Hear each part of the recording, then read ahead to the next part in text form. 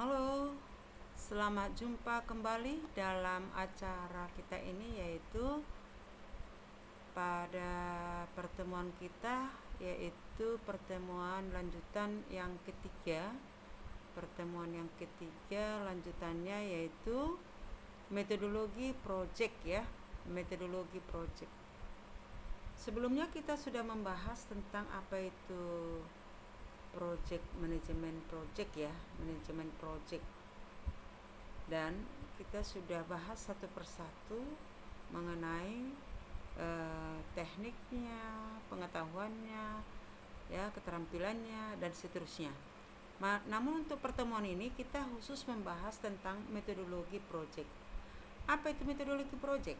Ya, yaitu kerangka kerja terstruktur yang menggunakan seperangkat proses, alat, dan prinsip untuk memandu tim dalam merencanakan, melaksanakan, dan menyelesaikan proyek.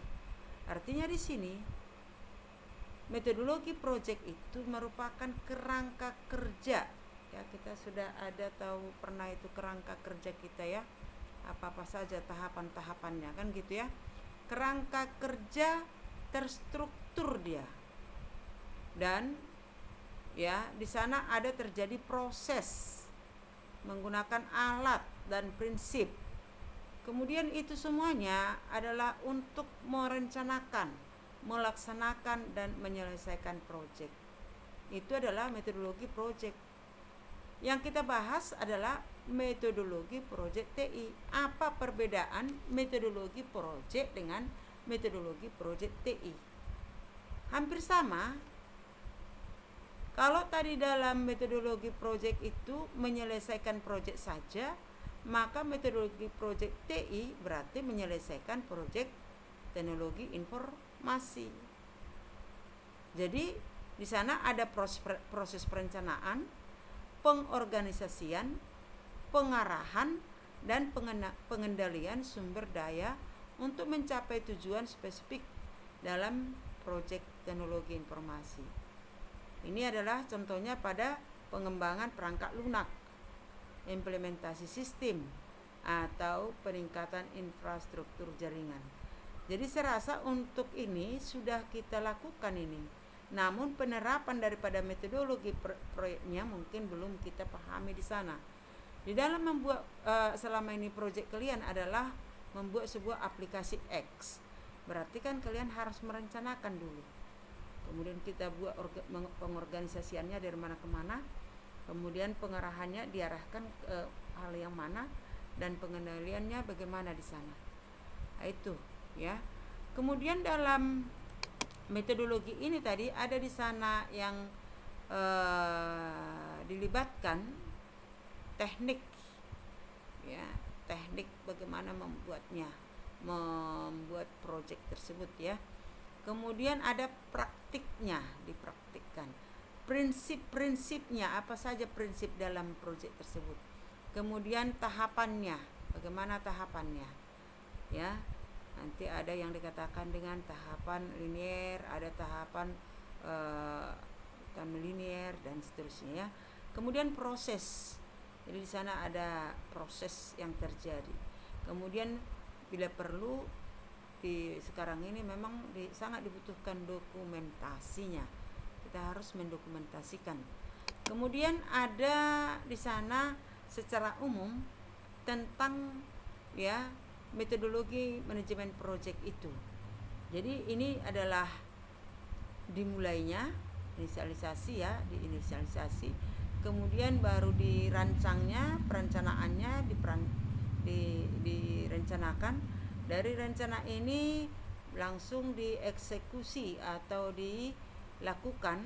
Kemudian dalam setiap yang dilakukan ini, pelaksanaannya ini harus ada controlling, ya, harus ada pengendalian. Kemudian setelah selesai ini adalah ditutup atau di closing. Dan ini tadi sudah saya jelaskan di atas, namun ini kita kasih dulu apa itu tadi inisiasi, ya, inisialisasi ya. Inisiasi itu adalah menentukan proyek atau fase proyek dan memperoleh persetujuan untuk memulai. Ini tadi yang dikatakan dengan taken kontrak, atau si pemberi dengan si pekerja atau si tim project ini sudah ada taken kontrak ya, yang isinya merupakan pasal-pasal yang kedua belah pihak harus memenuhinya, harus memenuhi peraturannya. Pasal-pasalnya di sana nanti ada ya, pasal pihak pertama dan pihak yang kedua. Pihak pertama adalah si pemberi mungkin, pihak kedua adalah sebagai pelaksana. Kemudian ada perencanaan. Dalam perencanaan ini adalah merencanakan manajemen itu gimana proyeknya gitu. Manajemen proyeknya itu gimana direncanakan. Apakah direncanakan memang betul-betul mau cepat proyeknya, maka direncanakan dengan sumber daya yang handal, yang banyak, dan seterusnya. Kemudian ada pelaksanaan ya, dieksekusi langsung dilaksanakan. Jadi di sana berdasarkan keahlian setiap sumber daya itu ya, bolehlah dilaksanakan proyeknya yang sudah direncanakan tadi. Jadi misalnya siapa yang ahli coding, siapa yang ahli membuat database, itu dikoordinasikan itu semuanya dilaksanakan.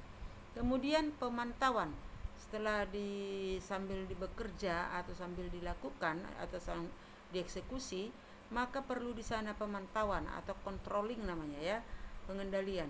Artinya apa? Perlu dikendalikan, perlu dipantau bagaimana jalannya proyek tersebut. Apakah memang perlu ditambah di sana hal-hal tertentu? Mungkin ada juga yang perlu dirubah dan sebagainya. Setelah itu semuanya terjadi, maka ditutuplah ya. Penutupan ini memastikan bahwa proyek diselesaikan dan semua tujuan telah tercapai. Jadi semuanya sudah selesai, closing ini. Jangan ada lagi proyek yang tidak selesai. Jadi secara keseluruhan ini sudah selesai, maka nanti diadakanlah serah terima.